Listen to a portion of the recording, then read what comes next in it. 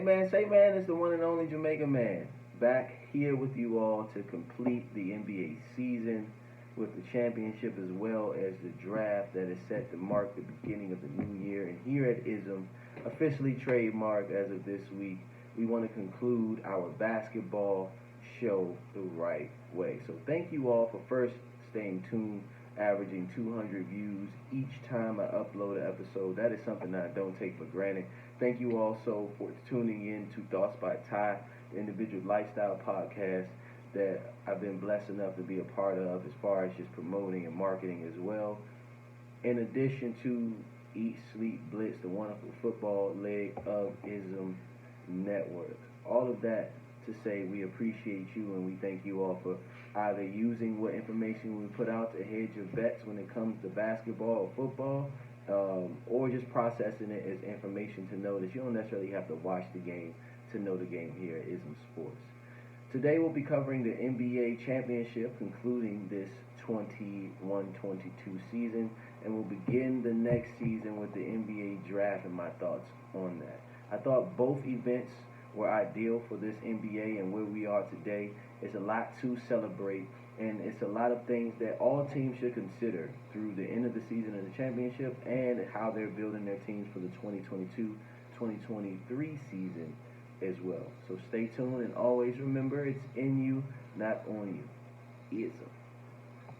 So we got 6 games in the NBA Finals this year. It was Golden State versus the Boston Celtics. Now I expected these two to compete on this scale maybe 2 years before it happened, but it happened when it was supposed to. You had a very, very defensive-minded Boston Celtics team led by Coach Ime Udoka, who at the end of the season received the credit that the coach before him and Monty Williams set as far as being a supreme chess master when it comes to orchestrating plays in Monty Williams, and defensively in Boston Celtics, Ime Udoka. Whereas you had Steve Kerr returning back to the ability to receive grace with his Golden State Warriors, much different than any team that they've ever had before. And I would argue my first unpopular opinion that Golden State, this was their toughest championship to win because it wasn't guaranteed because of the age of their core that presents a superstar in Steph Curry and a star alien from injury in Klay Thompson. But the Hall of Fame power forward in Draymond Green was still there, and you saw a lot of give and take between Draymond and Marcus Smart. But what I'll do is I'll go through each game, and I believe I wrote a few sentences that I want to share with you all each game to specify exactly how it went down. So please follow me carefully. If you didn't watch the NBA championship, or if you did, help me understand if I'm far off. So game 1, the more athletic team won in a way that's standard for today's game. You need up-tempo, 7 seconds, dribble drive, spot up 3, downhill ISO, and dunker spot lob. You switch everything. Extra pass, defensive versatility, and the 50-50 ball. That first game was actually great to watch. You really, at some points for me, late in the third quarter, early in the fourth, you kind of lost sight of who was winning the game because so much action was going on. And the Celtics came in very confident. They did not waver in what they did to get to that point. But Al Horford led a charge with this spot up 3 and dribble drive by Marcus Smart set up these, I said Smart, that's how they say it though, the ISO possessions by Jaylen Brown on, I would say, the right side, and Jason that would catch it on the left 3 and work his way into the rim through all 3 levels. It was beautiful to see, but you could tell that the Celtics really were playing in the moment, and it wasn't registering to them that they would need to remember this later on. But they got game 1 because they were the more physically dominant team at the rim off the drive, and spot up kept the spacing to where Golden State had to figure out how can we collapse this paint in a timely manner to stop them from making these shots, forcing people to switch and move. And I think in game 1 as well, Steph went off for a lot of points. That was also an important thing about that first game. It was also a piece of Ime Udoka to let Steph get off, which means everyone else couldn't. It's an age-old tactic that is used, I would say in the West Conference Finals for me in '94 with Barkley They were just trying to burn him out, but he just had the win to go through and power himself all the way to the championship. And a lot of people felt like they could do that with Jordan, but the triangle offense wouldn't allow for them to just occupy their time here. But in this day and age, you have fast break up tempo pace that's not allowing for people to set in this particular type of advantage over an opponent or an opponent over them. If that makes sense. Moving on into game two, the Warriors responded to this, not necessarily onslaught, but it was like a heavyweight bout, and the first round was very, very, very intense, if you will. They responded by using the length when it mattered, meaning that they were able to collapse that paint in team rebound, which they are one of the best teams in the league at that, because they have been playing without athleticism throughout the entire roster the entire year. But if you don't have those defenders, that means your team defense and rebounding has to be superb. And obviously it's on a championship level because they made the adjustment. This is in game two when I started to notice that Golden State was taking control of the pace, meaning that we're not going to beat these guys playing at a 7 seconds or less pace. We need to make 7 seconds or less decisions in our ball movement offense. And you began to see that tide turning where the Celtics, again, they did not register that the way they won game one is important to build upon and use throughout the rest of the series. So they were able to respond, the Warriors, with their lift when it mattered in team rebounding and crashing the lane and on the glass. And this, for some reason, made the Celtics lose their way, and they wanted to ISO. So instead of the drive from Marcus Smart or the floor spacing from Al Horford had 2 points in that game because they realized that he wasn't necessarily a floor spacer, he was a ball mover. The Warriors let him shoot, and he got 26 game one, but they realized that we need to make sure this connected piece of Al Horford doesn't respond. And they cut off drives with Andrew Wiggins. He started to show his head and what we later would learn of his excellence at this point, game two. So they combined together, the Warriors, team rebound, and cut out the connected pieces in Marcus Smart and Al Horford to make differences that they made in game one to make the Celtics isolation what it was in game one. By game two, that seems to be all they had. And unfortunately, you can't ISO against a great offense of the Warriors, especially if you're not making shots to keep up with them. And the Warriors showed you why they're the master of the backdoor cut. Kevon Looney brought in that post fade as well as Andrew Wiggins. The trail three, Jordan Poole. Deflections by the entire Warriors team as a whole, because they switch everything, contribute to their winning, and they doubled when they needed to. And it was specifically on those drives that Jalen and Jason were getting from the right side and the left wing specifically that would later turn into turnovers. And you will see that as a theme. These offensively gifted players feeling like they have to drive and they have to do so much when they should have just stuck to the plan in game one and lived with whatever result they got. So at this point, they began to change, and I don't think the roster as a whole saw that, but the Warriors did. As we move on, game three, the first team to the rim on offense won the game, and Boston is a driving team. By game three, we knew that the Warriors were a offensively perimeter team, and the Celtics, outside of being stout defenders, they were drivers. So at this point, we knew, okay, they're going to score this way, the Warriors are going to score that way. The Celtics were able to be more aggressive on the glass in game three, and they were able to beat the better shooting team because after a while, that third quarter run that, if you know basketball, the Warriors kind of put their heavyweight punch in the third quarter. They've been doing it for over a decade, so that was expected from everybody, actually. If the Warriors were down, maybe, for example, in game two, because there were several lead changes up until this point, until game three, they felt that they could come back or get back, beat any team if they got that third quarter run. So if you wasn't scoring with them like the Celtics were not doing in game two because of ISO, the Warriors knew, okay, we're going to come and explode this third quarter, which was a lot of transition buckets and three-pointers from Steph, Klay second, and then Jordan Poole would come back in bench minutes to do what they did combined. And the Celtics were able to dominate, and they ended up winning game three. They won one game on the road at this point, and they won their first game at home. So it was very promising, 2-1 Boston going in game four. But game four, in my opinion, was one of the best NBA Finals games I've ever seen in my life because it exemplified what the NBA was. You got two teams that play the only ways that make sense in this up-tempo style.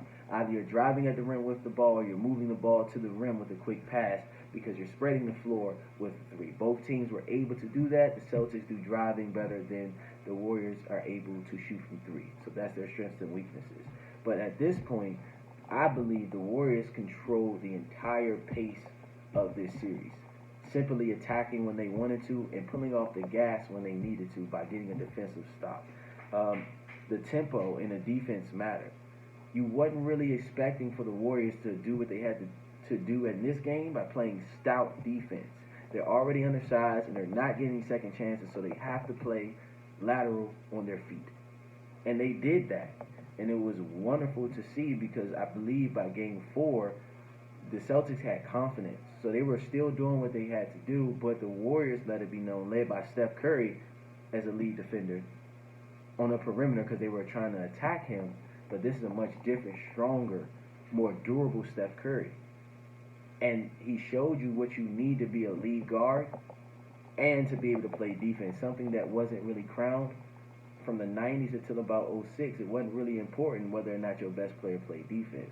But Steph had to play defense in order for them to preserve their possessions because the Celtics were driving at him. Didn't really work like that. And experience with possessions and ball movement, the better offense won out late. But that defense of the Warriors, that was a combination of Steph Curry, Andrew Wiggins, and Kevon Looney really holding the strings together. Notice I didn't say Draymond. Draymond is going to be an elite Hall of Fame defender. But the team in itself contributed to the impact that the Warriors had as a team to hold out that win in Game 4. So now, by Game 4, you have 2-2.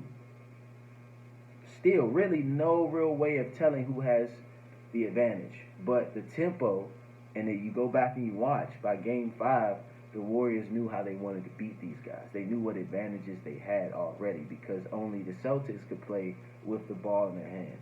The Warriors can score without the ball. And they had, at this point, Andrew Wiggins was already showing his scoring ability in addition to what Jordan Poole was already showing you. Half-court three here, buzzer-beater three there, and they brought that confidence with a very confident Celtics team that really was still in it by Game 5. It's a very methodical game, Game 5, played at a much slower pace, as I've said. Golden State was controlling the tempo at this point relative to today's game, but if any team could control the pace of a game, the Warriors kind of modernized what that looks like for us here. So they realized that we're not going to push and allow for these 50-50 balls to be had in Game 1 from the Celtics by turning the ball over, which the Warriors were doing a lot, but they didn't turn over more than the Celtics. So they slowed the pace down, providing a great game again. 4 is my favorite game. 5 was just as exciting. As both teams did what they did best on the championship level, as I said. But the 3 beats the 2 every time. So even after you're playing on the championship level, you're doing what you're doing, you still have to score more points. And after all of that is said and done, the Warriors are able to play stout defense like the Celtics came in playing Game 1. They still rely on the three-point shot after all that is said and done. And this is the second game. Experience won out in Game 4, and experience won out in Game 5 for the Warriors.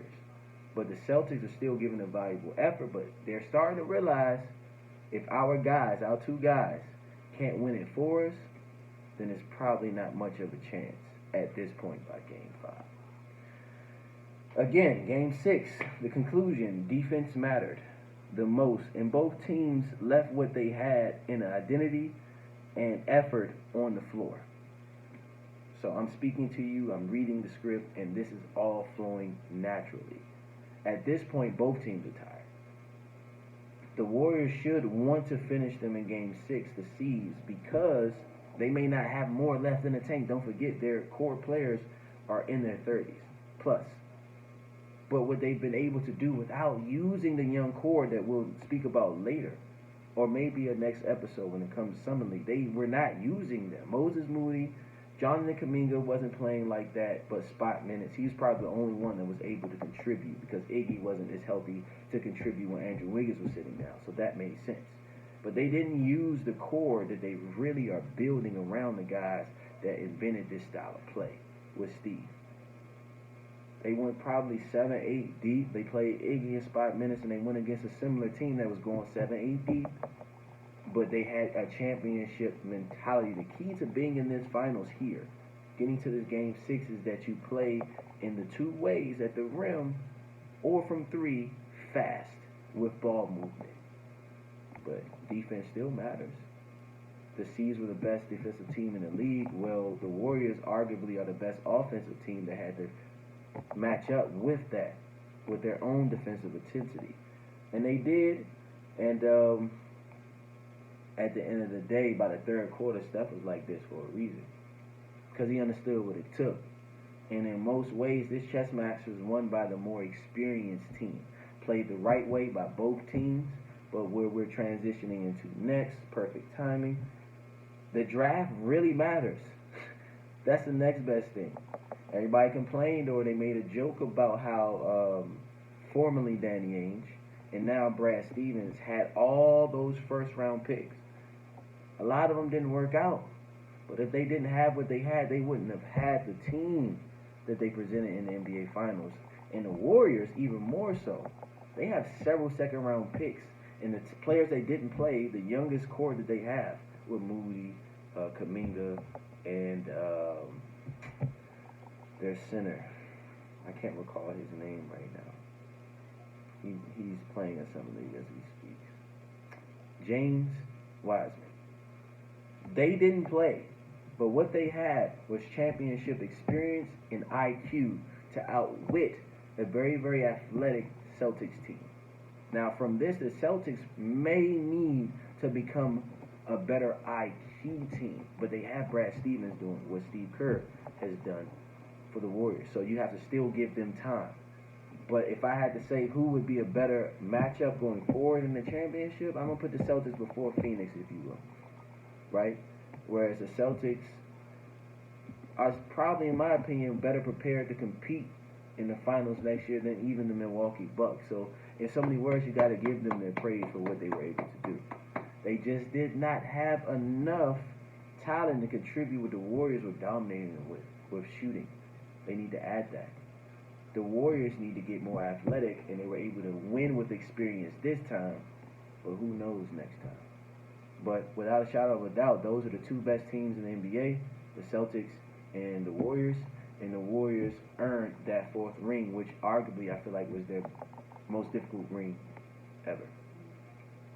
Transitioning. Thank you for tuning in this far. That was my recap of the NBA Finals. Please go back and process that while you watch the games and see how far off I am. Thanks for that. Moving forward into the NBA Draft. Again, just like last year, I think was a very promising, in-depth draft. And based on what we've seen, it's not a lot of teams that's not far away, if that makes sense, from being where the Warriors and the Celtics got. But you need depth to be able to have, from what the Celtics had, they had a core of Jason and Jalen, then you had support from Marcus, and then you had Al Horford, whereas the Warriors have their 3 Splash Brothers and Draymond, then you had Jordan Poole and Andrew, then you have the young guys that are coming behind them in Kuminga and Moses Moody and James Wiseman, guys that will contribute going forward, either together or around each other with more players. So you need depth. My teams that stood out to me here, I was very surprised at Paolo being drafted number 1. It makes sense. Paolo, please go get your Grant Hill tape immediately.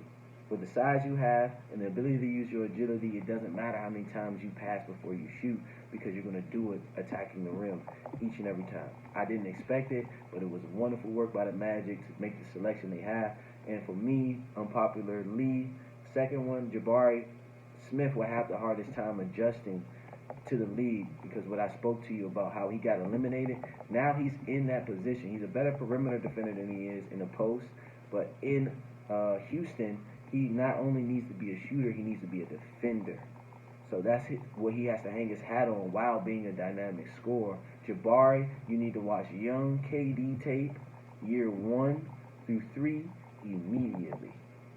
Because what I've seen thus far and what you've shown me thus far is that your dribbling is going to stop you from getting to those spots if you don't bring your ball handle up high. And Chet, keep doing your thing. OKC, keep doing y'all thing. But my team that stood out to me first and foremost was the Memphis Grizzlies. After what they did, that's why they're not too far behind the Warriors, and the banter that's going on this year matters because they have the combination of natural talent and skill and IQ. They have the waves of players that can give you 20 points depending on when they play. Now they add to that by adding a diverse Jake LaVaria at 19. Someone thought that that was too high, but he literally can defend and play the 2 through 4. Then you go get David Roddy at 23, not too far behind, but again, versatile.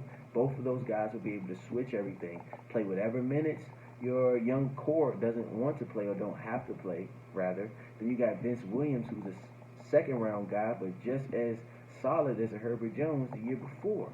He just got to work on shooting. And arguably, I feel like the biggest snub of the draft, or the biggest blessing of the draft, is Kennedy Chandler. Second round, 38 pick. I know versatility is important in this new day and age, but positionality still matters. You don't have to call it a point guard to understand that Kennedy's the best guard in this draft. And you're going to send him to a situation in Memphis that he wanted to go to anyway. He's not going to be underpaid. And he's going to make everybody that passed on him pay. He can be a backup point guard, but he can also lead. And you're going to see that. That's Dame and Kyle Lowry mixed. Good luck, NBA. Trust me. He's going to play. He's going to make you pay. Houston was cool to me. Jabari, Torrey Eason, and Tata, that's a great core to add to the skill that they have in KBJ, Jalen, Amari Brooks, if he's still there, the shooter. Gus Matthews, I think, is also a shooter. We bring in a big shooter in Jabari. Like I just said, he's going to have to hang his hat more on defense. But Houston brought in Torrey Eason to complement that early on. So, again, Jabari, KD tape year 1 through 3 immediately. He hang dribble. He did not itty-bitty dribble, crumb dribble to a spot. You got to make that decision quickly and be a dog when you and Tari on the floor. Tata, salute to you. You are not a point guard to me, but you will evolve into that in the NBA because your skill set just totally complements that skill. So that means now Jalen can move off the ball, KBJ can move off the ball, Tata's going to make the right decision, Jabari's going to be in that paint. You got Sengun being able to have 4 athletes and the defenders around his ability to be skilled and see from the paint. Houston's moving in the right direction. Indiana's also moving in the right direction with Benedict Mathurin at 6. These picks, and as they went, I was watching, I'm like, yeah, no, it makes sense. I didn't feel out of place about any pick and where they went for the most part, but Indiana made momentum based on moving all of the pieces. Malcolm to Boston, you get Tyrese Halliburton, and then you have a perfect complement in Benedict Mathurin, if you will. Andrew Nembhard out of Gonzaga is one of my favorite point guards. He's probably the second best outside of Kennedy Chandler, and then Tata will come third because Kennedy and Andrew have natural guard abilities. Tata is a guard by nature, but he's a ball player, and that's the difference. You really want to make sure he can remain fluid, but he's going to leave it all out there and make the right decision, where that decision comes easy to Andrew and Kennedy.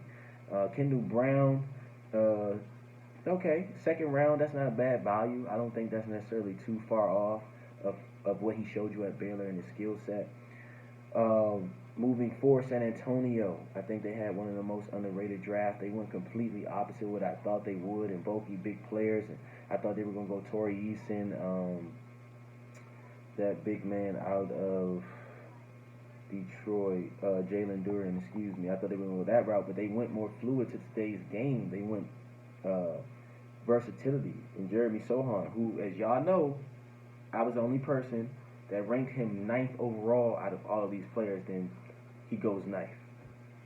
This is why I love what I do, because you see it, and you see it the way that the people make decisions seeing it. And it's very encouraging to see that at some point they may add a center, but they don't want that traditional center. But they will have forwards that can defend that center, and Jeremy Sohan is that. Malachi Branham is that scoring that they may have not gotten in the core that they just had with Dejounte Murray, Naismith, and I forget the other gentleman's name. The fourth, I forget his name. I apologize about that, but he now plays with the Lakers according to off-season news. And Blake Wesley, who is also one of the more underrated players that was drafted, he is currently killing in summer league, and he has a green light with Josh Primo. And I'm looking Primo, Blake, Malachi Branner, and Jeremy Sohan. The only person that missing is Victor Wembanyama, I think is his name. He's in France right now. We won't go that far, but the last 3 years, including this year being the second, the NBA draft has been exactly what it needs to be all the way through, and there's less spots for grabs ever than before. Moving forward, the Charlotte Hornets, I appreciated what they did. My only question with them is Bryce McGowan's in the second round. They got Mark Williams at 15 after making a few trades. They settled for their big, Mark Williams. Then they went to go get Bryce McGowan's at 40. My thing is you draft a guy out of UConn last year. What are you doing with that? Because they kind of play the same way. Bryce is a little bit taller. He looks 6'7" on film. He was measured at 6'5", but I guess you'll play them. You have Melo, the guy out of UConn, and Bryce McGowan's at some point for firepower, maybe. Josh Minot is a quality guy that you can bring in, connector piece. This is a connected draft. But they added some talent, I will say that. I just don't know how they're going to use them. Detroit, obviously, I feel like a lot of people believe that they were the best picks in the draft and how it played out. You get Jaden Ivey at 5. Dream scenario for all parties involved, the league overall. That's what Cade would need, and I spoke about Jalen being added to Detroit last year and then eventually getting what Cade is now, but now they did Cade and then they added Jaden Ivey to complement Cade, and that becomes automatically positioned. It's a positionless backcourt, a tempo backcourt, a shooting backcourt, a defensive backcourt, and shout out to Detroit's GM, man. He did what he was supposed to do, and then you go back and get Jalen Duren in a swap, if you will, at 13, and okay, cool. You know, Detroit loves those type of big men. They dealt with Andre Drummond for some time, and now you have a guy that has the ability to maybe have upside like Torrey Eason, but from the front of the rim. Defensive stout guy. He's 19, 250, Ben Wallace build, and he's fluid for his size. So we'll see. Those are some literal pieces that begins to add the first wave that Detroit would need to build behind Cade to build that roster. But we know now you need 3 cores, if you will, if you want to compete in this superstar talented NBA. You need depth. And although Detroit has star power with these picks, they still need depth. But I like what they did there. Then Golden State Warriors come back out the cut. At 28, take Patrick Baldwin Jr., somebody that was roasted the entire process. Doesn't matter. You can see Jordan Poole next to Patrick Baldwin Jr. Then they drafted Ryan Rollins, a personal favorite of mine. Second round, 44. So now they paying these dudes for the low to be superstar talented players. Not saying they're a superstar, but they have superstar talent. Two-way talent. And they could get a bucket. And Guy Santos is probably one of the biggest standouts of Summer League. He's just been naturally gifted and naturally playing his game. Big body, can shoot it, put it on the floor, see plays ahead. And they didn't strike out at all. For them to just finish the championship, they added 3 players to an already deep team, if that makes sense. Oklahoma City, they did what they were supposed to do in drafting Chet at 2, best available, and arguably a transcendent piece. Summer League showing good. You have Jalen Williams, the wing out of Santa Clara. I like what he does. You have Ousmane Dieng. I didn't understand that pick by having Josh Giddey, but I can see them both being connectors in the offense to allow things to flow, whether it's on the bench or one player or together. They're big, so they'll be able to occupy space. And then the big Jalen Williams out of Arkansas, defensive stout guy, is there as well. I like what Denver did with Christian Braun at 21 and Ishmael Kamagate. That was a trade with my team, Portland, and they become defensive and they become more deep. They lose Monta Morris, if you will, and they add a Christian Braun that could possibly shoot in the same way, but will contribute to the identity that Denver has. Two-way, 3-level talents at all times. Miami Heat drafted one of my favorite players, Nikolai Jovic, but at 29, He, in my opinion, was the 7th best player available, 15 at first, but he went 29th to a great Miami Heat situation. All he has to focus on is scoring, while they'll condition him to contribute to the Heat in a way that they're currently making Tyler Hero answer the bell. It can't just be a hot shot. You got to give it all you got down here in Miami to earn your keep. And that was a steal to me by the Miami Heat just to have one pick in this draft. The Pelicans come right back after what they did last year with Trey and Herbert. They go get Dyson Daniels at 8, two-way, three-position playmaking guy that will improve his jump shot. E.J. Liddell out of Ohio State, who as of today has suffered the ACL injury, so get well soon. Don't you worry about it. That is a budding team for you to blossom with. And also another one of my favorite, Nikola Jokic's teammate at 52, Carlo Makovic, is their last pick. The key ingredient about all these guys are 6'8", two-way, can space the floor, and can move the ball. Think about what I just said with how the NBA Finals concluded, and think about what I said previously when I spoke about Jonathan Isaac. Following the year that KD and them won it all, I said they're going to start drafting these guys that are 6'8" and up that can play multiple positions. This is year 2 of that. And New Orleans doesn't drop the ball on it again. They just add all that depth. They have their main pieces, Zion, locked down. And they had a decent year last year getting into the play-in, made a great trade for CJ, and they add this depth. Yes, indeed. New Orleans is coming. And I say my team last, not out of the best, but just feeling like out of all of the decisions made, given our position, this is where we rank. This is the last team that I wanted to pay attention to. Shaedon Sharpe at 7, who at press time, he's currently out until October with a slight torn labrum. But in the moment that we drafted Shaedon Sharpe, I was like, okay, I see. I get it. I respect it. That is the best that we can do, given that Dame's timeline right now is till he's 36. He'll make $451 million by then, but we want to give him the absolute best shot to have what Boston would have, in a sense. You may not have the Warriors' offense, well, we do, in a sense. We have similar offenses to that. But we add talent that has superstar talent to contribute with the superstar talent that we have. So if we can't rely on the system, we can rely on the players. And Portland really doesn't do that. But in this position, got to give Joe Cronin his credit on that. And Jabari Parker, another, besides Guy Santos, one of the better Summer League players. We got him out of Colorado State, if I'm not mistaken, or Colorado, at 57. And he's doing this thing. So those two guys stood out to me on our selection. We traded Ishmael Kamagate to Denver. I wish we could have keep him. That would have solved our backup big man. And overall, let's see here.